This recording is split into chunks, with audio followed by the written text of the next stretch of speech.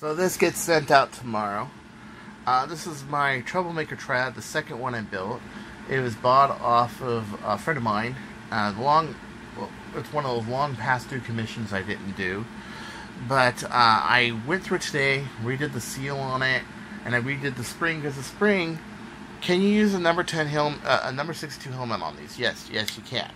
Is it powerful? Yes, it is. As a matter of fact, I believe it still has the Nerf modding world record at 124 feet per second. Bradley Phillips only down by 123 feet per second. I'm not sure. Maybe he's beat it by now, but it might actually beat it now, because I replaced this with a 12.5 turf, which has a lot nicer spacing. And so it might be doing somewhere in the neighborhood of 130s. This was never like a powerhouse champion, but this blaster had its own great uses. It was a good backup blaster for one. It fit in your pocket. But the other thing is amongst certain, let's say enterprises of entertainment, you're not allowed to buy a foam blaster anymore. Why? Well, because this blaster... Well, actually, we should say the other one that I lost, because I bet that the Magnus wasn't going to be able... It was a single shot and wasn't going to be able to do 3 darts, and it did, and I gave it to ZZYZX Burke in Canada, and so he's the second owner of one of these. But this one's a lot better. It's got a 12.8 turf in there, cut down. So the original one was 12 kilograms. This one is the 12.8, but it's probably doing more like 14 or 16. And I'm betting it's doing like 130 feet per second. It's really nice. I went through and I glassed the inside of this with fiberglass. So fiberglass, crazy glue to bind it, and epoxy. That's how my catches don't break. My spring plates don't break, is this. Now the catch is good enough, just don't hold the trigger when you're firing it. Also, when you prime it, be sure to click it back for a while and let it engage. It might take a little while. It is very tight in there because of the fiberglass. But because of that, this is never going to rip open and break. So, it's got lots of lithium grease in there, so it's good. And it's a fairly good blaster for 100-foot ranges. If you guys remember the video, One North, the time I played in One North Singapore, this blaster was featured in that video. And Titan was going, wow, that's going faster than most retaliators here. I said, yeah, exactly. So this does do like modded stock retaliator kind of speeds, okay? Where if you were to throw an 8 kilogram or 10 kilogram in there, yeah, this goes about that fast. And that's really, really cool. But the main thing is this was a sneak pistol. But since those places that I like to sneak pistol have metal detectors, and this is my anti-metal detector blaster lately, 2 screws, a pin, a spring, and a catch spring is all the metal it has. All the other screws are actually taken out and glued. That way, it has a lower signature on metal detectors, and it does work. Actually, it does work really well. This has 3 brass barrels, so there's no freaking way that's going to work.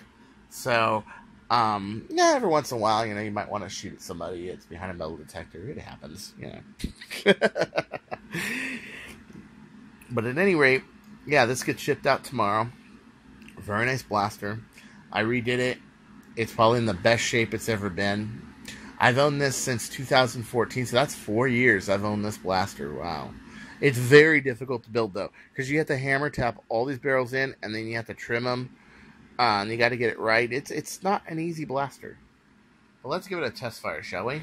So, put in mind, you got to pull it all the way back.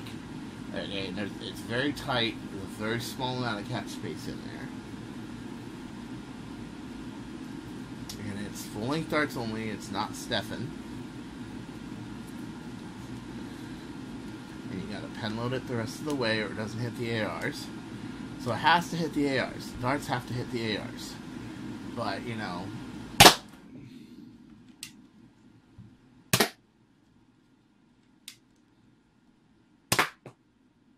very good blaster.